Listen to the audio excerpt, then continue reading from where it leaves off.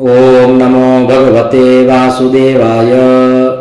अथ श्री सत्यनारायण व्रत कथायां पंचमोऽध्यायः। राजा तुंगध्वज और गोपगणों की कथा। सूत उवाच अथान्यच्च प्रवक्ष्यामि शृणुध्वं मुनिसत्तमाः।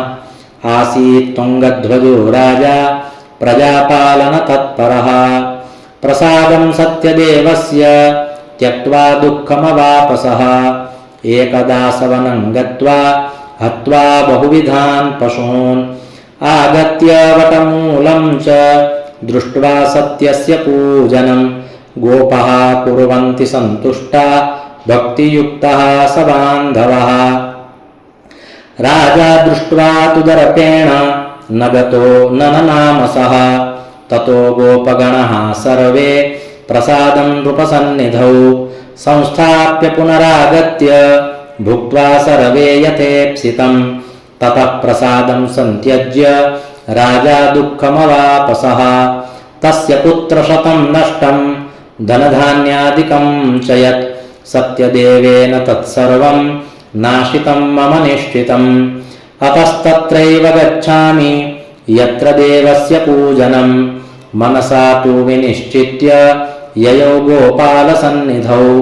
ततोऽसौ सत्यदेवस्य पूजां गोपगणैः सह भक्तिश्रद्धान्वितो भूत्वा चकार विधिना नृपः। सत्यदेवप्रसादेन धनपुत्रान्वितोऽभवत्। इह लोके सुखं भुक्त्वा चान्ते सत्यपुरं ययौ। यैदं कुरुते सत्यव्रतं परमदुर्लभं शृणोति च कथां पुण्यां भक्तियुक्तः फलप्रदां।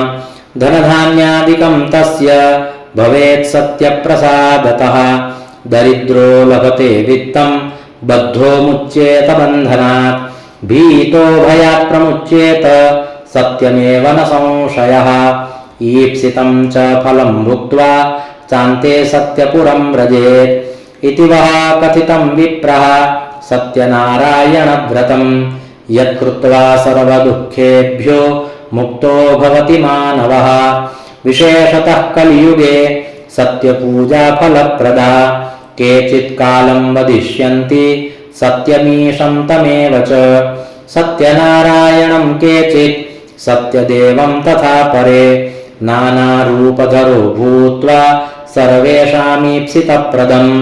भविष्यति कलौ सत्यव्रतरूपी सनातनः।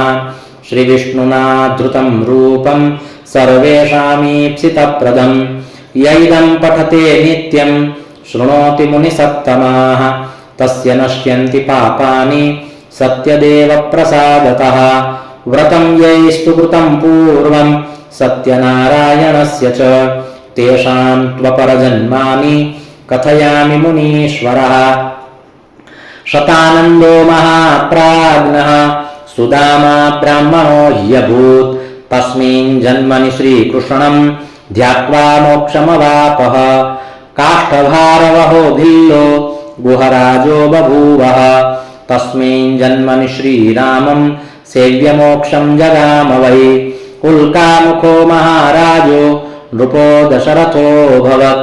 श्रीरङ्गनाथं सम्पूज्य श्रीवैकुण्ठं तदागमत्। धार्मिकः सत्यसन्धश्च साधुर्मोरध्वजोऽभवत्।